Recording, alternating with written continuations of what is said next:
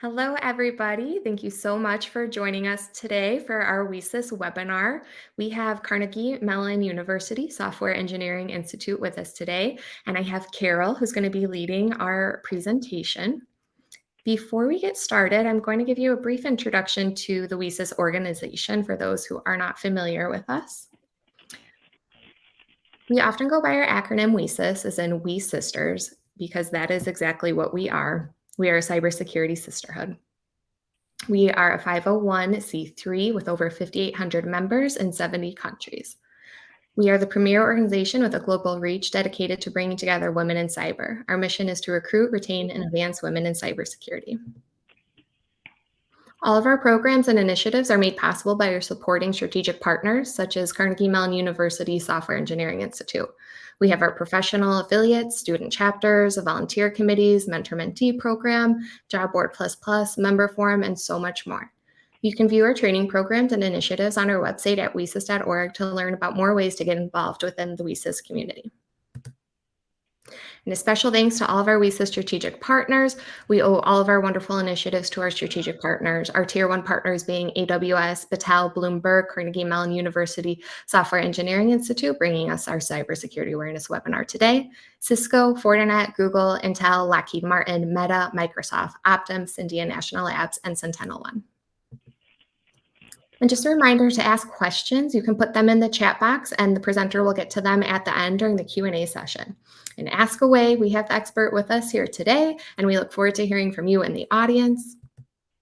And if you haven't already done so, please be sure to subscribe to the WiCyS newsletter at WiCyS.org to stay up to date on upcoming WiCyS events and additional Cybersecurity Awareness Month webinars.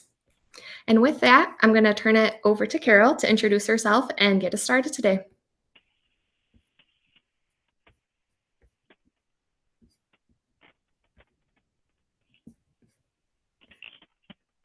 Hi, everyone.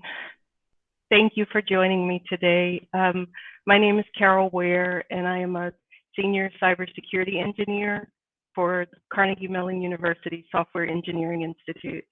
I'm so happy you took out time of your day to come and spend some time with me.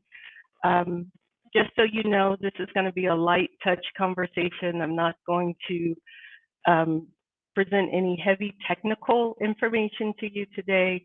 It's just some items that I think will help you as you navigate in cyberspace. Some background about me: I am currently at the Software Engineering Institute. I have about 18 years of cybersecurity professional experience. My current role at the SEI now is to support a team to create critical infrastructure training modules for the federal government. And like I said, I'm just happy you're here to talk about something that I love, and that's all things cyber. It's going to be a short webinar. I welcome your questions.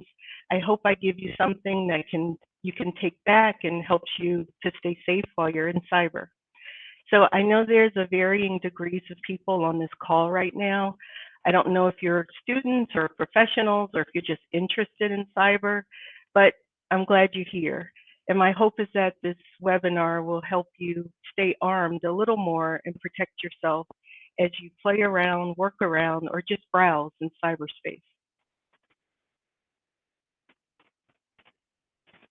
So an overview of the topics that I'll cover today.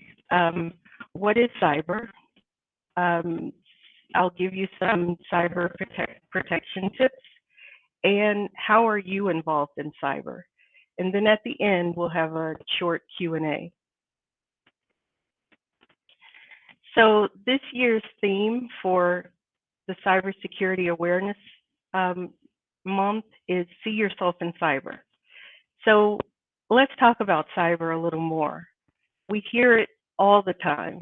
We hear it in the media, we hear it in our classrooms, we hear it at work, but do we know what it really is? Is cyber a transmission of electrical currents? Is cyber an unknown, a black hole? What is cyber? So hopefully I'll be able to define that a little more for you today.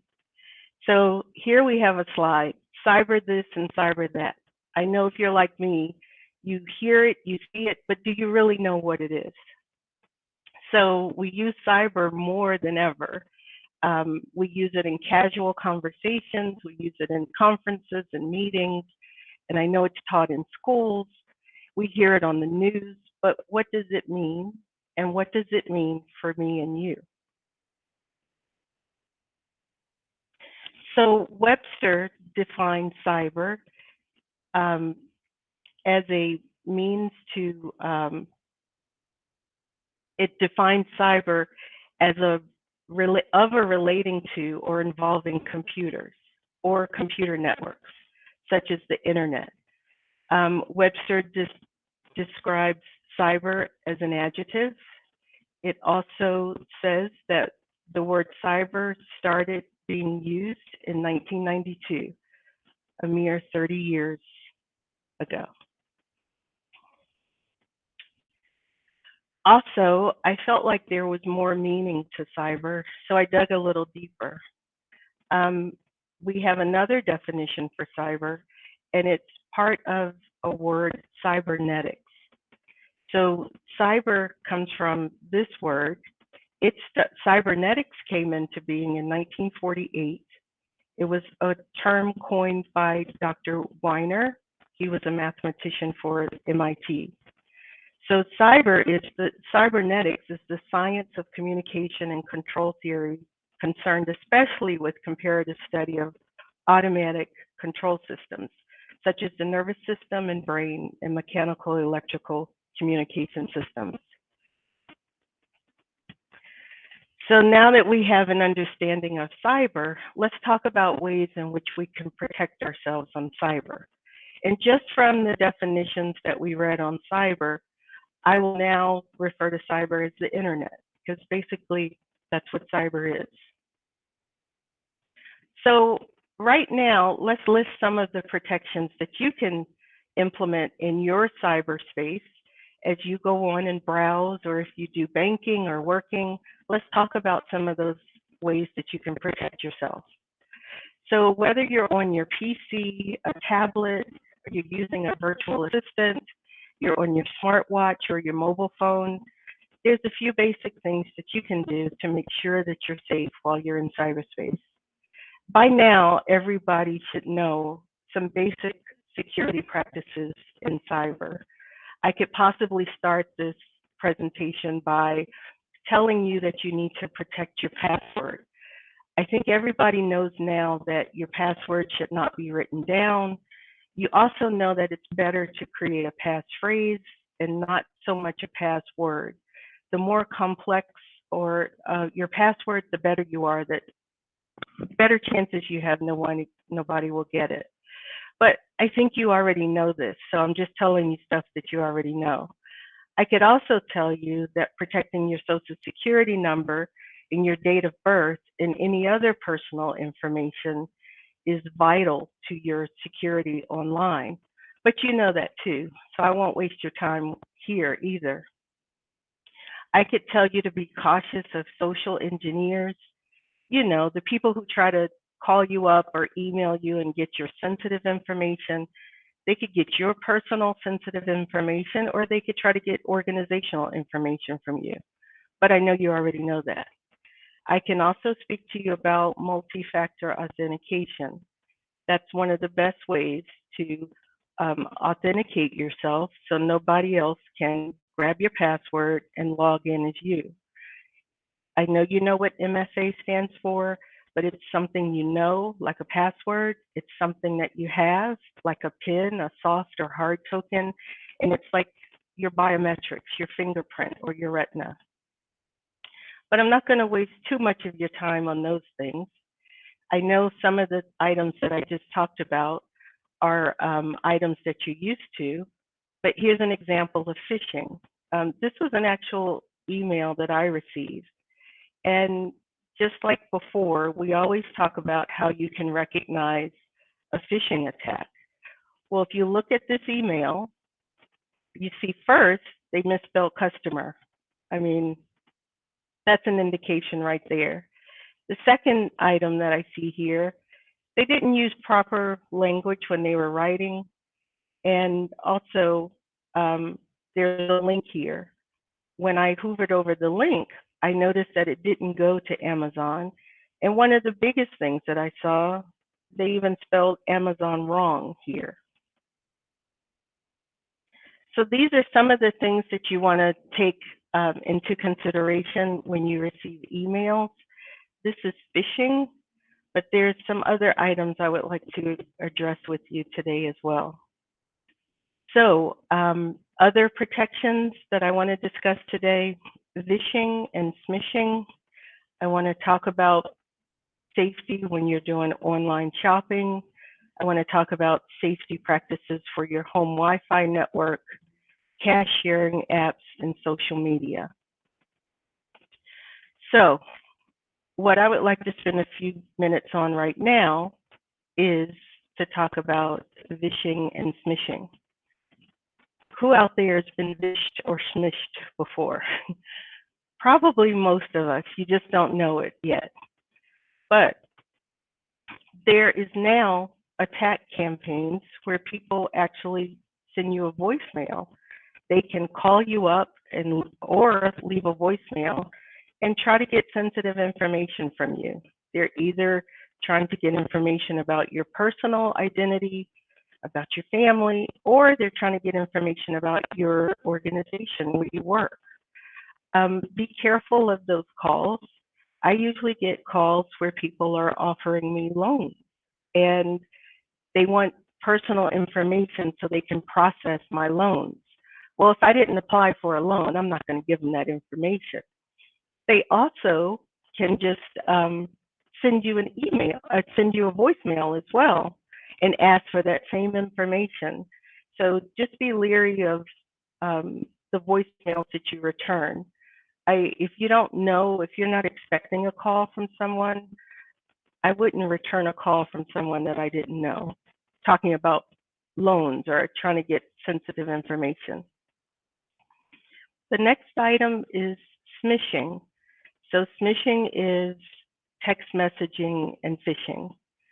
So I have an actual example of this.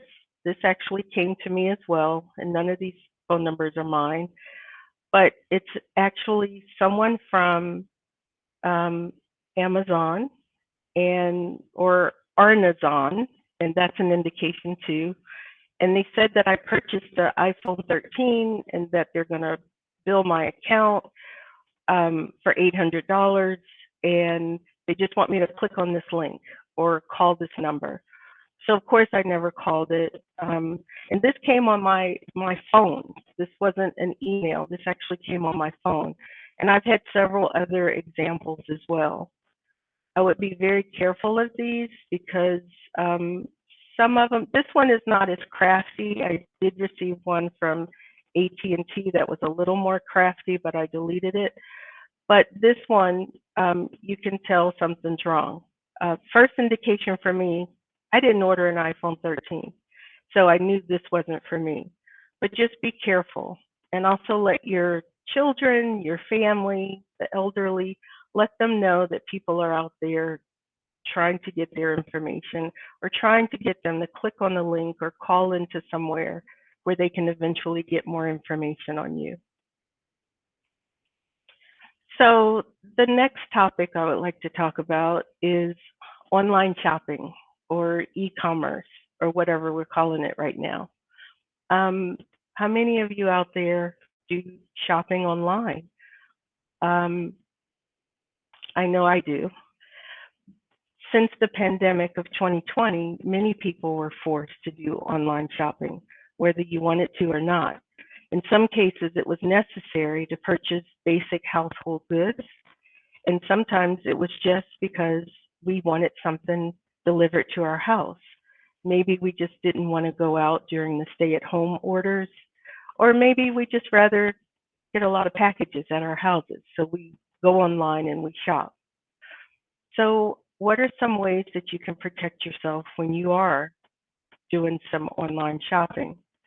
First, you want to make sure it's a reputable site. There are a lot of websites out there that are not true sites. You can actually click on one and end up getting either malware installed on your system, or you can provide information like credit card information to a bad actor. So you want to be careful of that. Also, when you're shopping online and you're using a credit card, I would say use a credit card for online purchases only. Have one credit card dedicated to that, just in case somebody gets your information, gets your credit card information. They won't be able to take everything you have. And also, please try not to use a bank account or a debit card when you're shopping online. Make sure the websites are encrypted. You want to look for something like this HTTPS. That lets you know that this is a secured communication on this website. You want to make sure you see that before you click on any sites. Also, make sure if you are using a credit card that you don't pull it out. Say you're sitting in Starbucks and you want to order something from Amazon and you pull your credit card out. You have shoulder surfers around. Be careful of them, just trying to get your information. And then also, it's a good idea, and I know a lot of people don't do this, but read the privacy notices on each of these websites. Just see what it is they're doing with your data. Also, see how they're protecting your data. It's just a good idea. If you're a frequent user of Walmart, just see what protections they have in place for your data.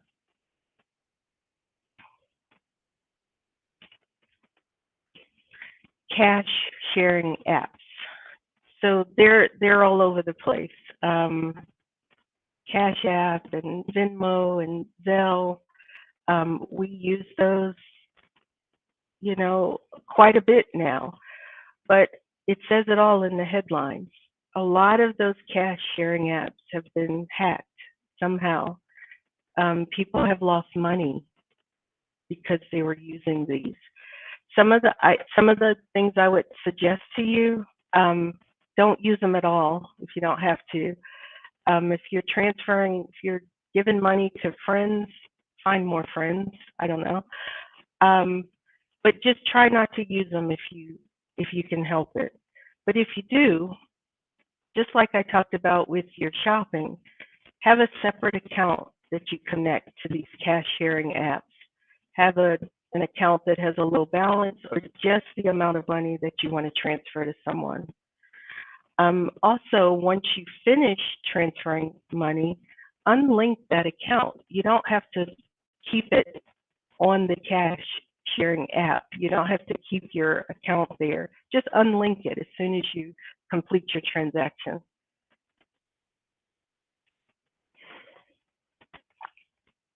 So let's talk about our home Wi-Fi network.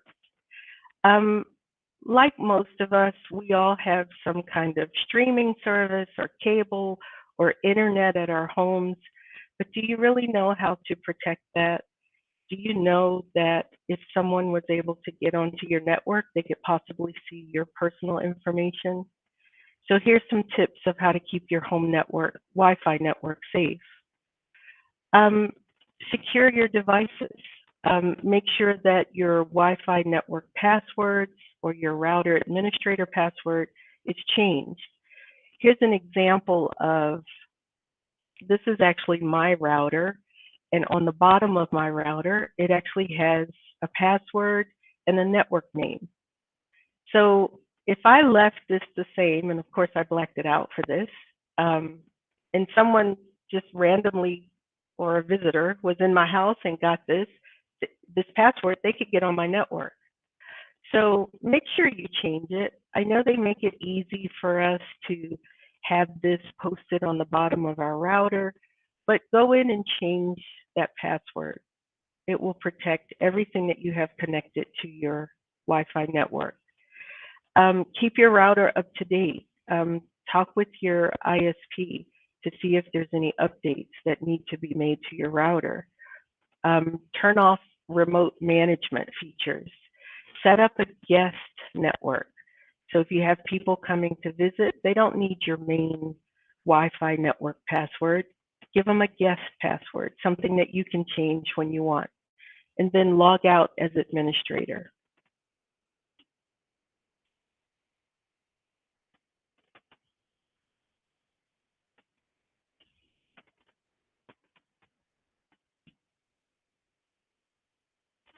So let's talk about some items about social media, some ways that you can protect yourself on social media.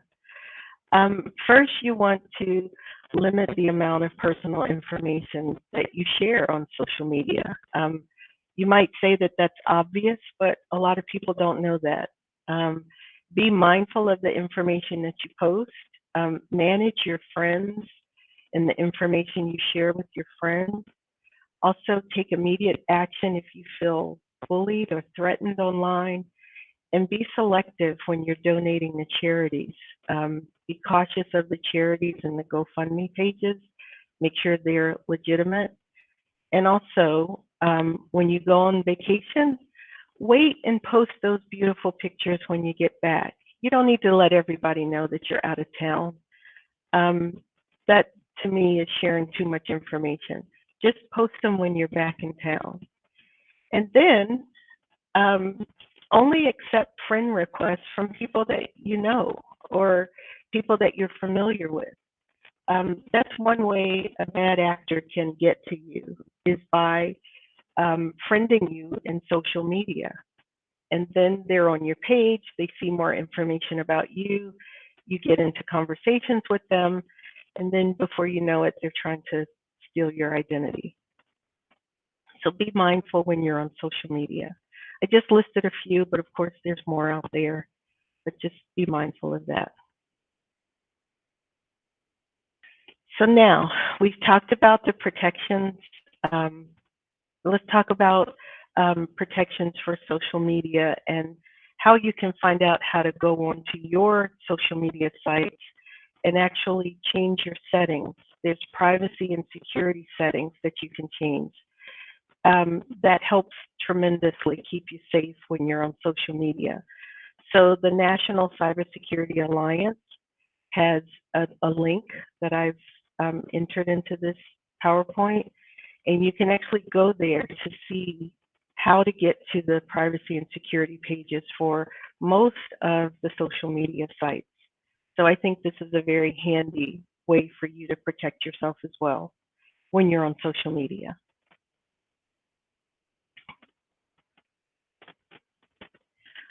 So let's talk about you. We've talked about cyber, the internet. We've talked about some protections, most that I know you already knew. And let's talk about your role in cyber.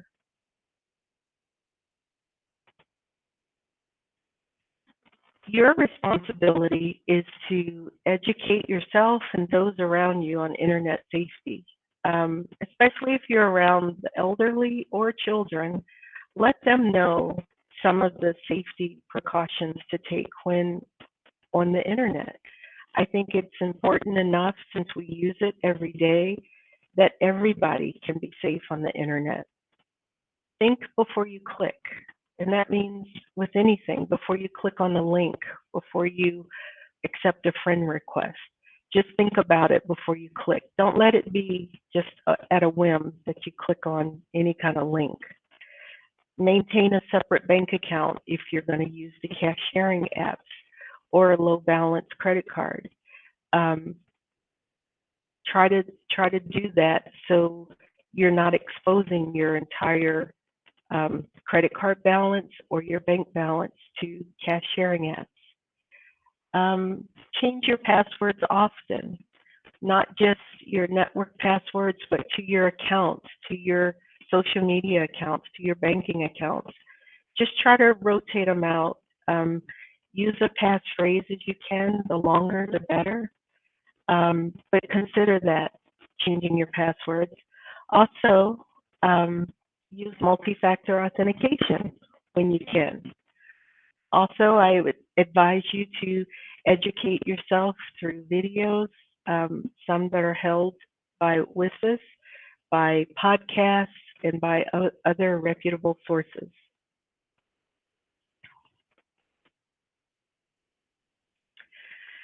So some of my closing thoughts.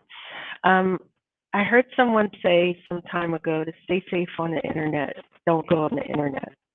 But that person evidently hadn't gone through a pandemic at that time.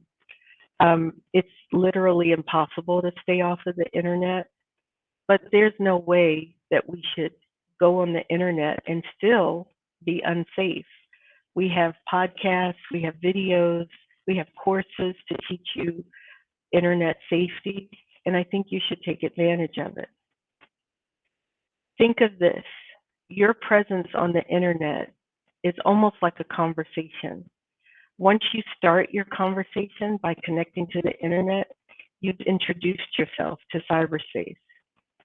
You're introducing yourself to all that's good and all that's bad on the internet. So just like a normal conversation, be mindful of what you say, be mindful of who you talk to, and how much you share. It's the same concept, the same conversation, just like from two people, the same concept of having a conversation on the internet. I've also provided some helpful resources. Like I said, there's several sites that give you tips on how to remain safe on the internet. I advise you to look at those periodically. Here's a few that I thought were pretty important to this webinar, and I hope you can take note of those. I want to thank you all for joining me today. I hope something in this webinar has helped you to have a positive experience online. I'm not trying to scare you from being online. I'm just trying to encourage you to be safe. So thank you so much. And if you have any questions in the chat, I will try to answer them.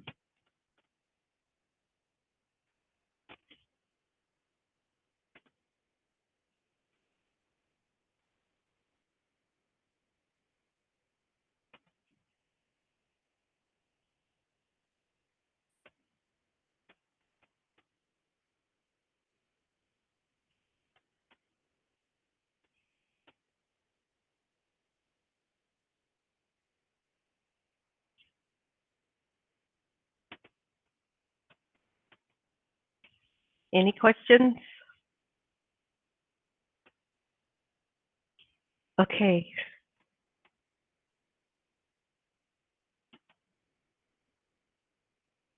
Well, I thank you for your time. Have a good day.